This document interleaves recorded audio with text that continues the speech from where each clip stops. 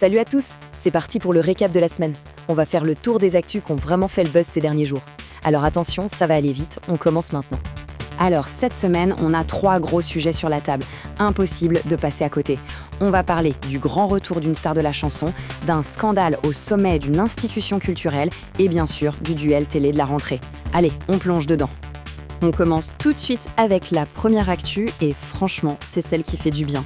Le grand, l'immense Florent Pagny est de retour. Après plus de 2 ans à se battre contre la maladie, l'artiste nous prépare une rentrée spectaculaire. Alors, comment ça se dessine ce retour ? C'est un plan en 3 étapes, super bien ficelé. D'abord, ce dimanche, une grande interview confession sur TF1, histoire de se livrer un peu. Ensuite, attention, le 12 septembre, un album tout neuf. Et enfin, le clou du spectacle, le retour sur scène en janvier 2025 pour une tournée qui va passer par la France, la Suisse, la Belgique. Bref, un agenda de ministre qui montre qu'il est de retour et en pleine forme. Et attention, ce n'est pas juste un petit retour pour dire bonjour. Non. Son nouvel album, Grandeur Nature, va contenir 11 titres. 11 titres entièrement inédits. Il y a même une chanson écrite par Vianney. Ça, c'est vraiment la preuve que l'énergie créative est de retour à 100%. Et pour ses fans, c'est juste la meilleure nouvelle possible. Allez, on change complètement d'ambiance pour la deuxième grosse info de la semaine. Et là, c'est un vrai coup de tonnerre dans le monde de la culture. Le président de l'INA, Laurent Vallet, a été obligé de démissionner. Ça, après presque 10 ans à la tête de l'institution. Alors, juste pour qu'on se rende bien compte de l'importance du truc, l'INA, c'est quoi au juste ? C'est tout simplement notre mémoire collective, la mémoire audiovisuelle de la France.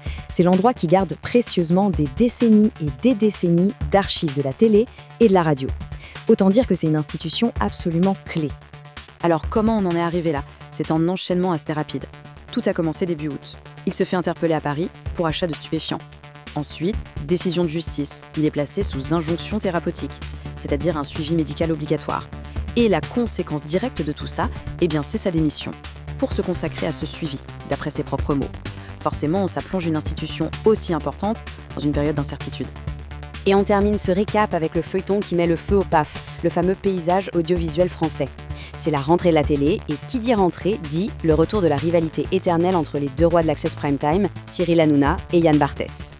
Alors, mettons les choses au clair. D'un côté, on a Yann Barthès, bien installé avec son émission Quotidien sur TMC, qui lui la joue plutôt détachée.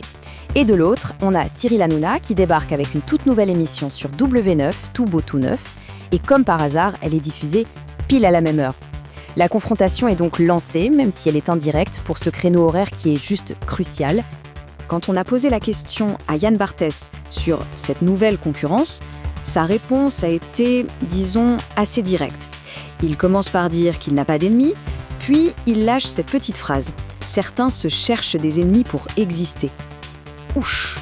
C'est une façon assez claire de dire que, pour lui, cette rivalité, elle est un peu forcée et qu'elle vient surtout de l'autre camp. Bon, voilà pour les 3 grosses histoires de la semaine. Si on devait tout résumer en quelques secondes, qu'est-ce qu'il faudrait vraiment retenir ? C'est super simple. D'abord, le grand comeback de Florent Pagny, une nouvelle qui fait vraiment plaisir. Ensuite, la chute du président de l'INA, suite à une affaire judiciaire, un vrai séisme pour l'institution. Et enfin, le duel à distance qui se prépare à la télé entre Yann Barthès et Cyril Hanouna. Ça va chauffer. Du coup, la question qu'on peut se poser, c'est entre le retour émouvant d'un artiste, un scandale au sommet d'une institution et une rivalité télévisuelle, quelle est l'actu qui va vraiment marquer cette rentrée ? Une chose est sûre, les prochaines semaines s'annoncent chargées. Et la rentrée, elle ne fait que commencer.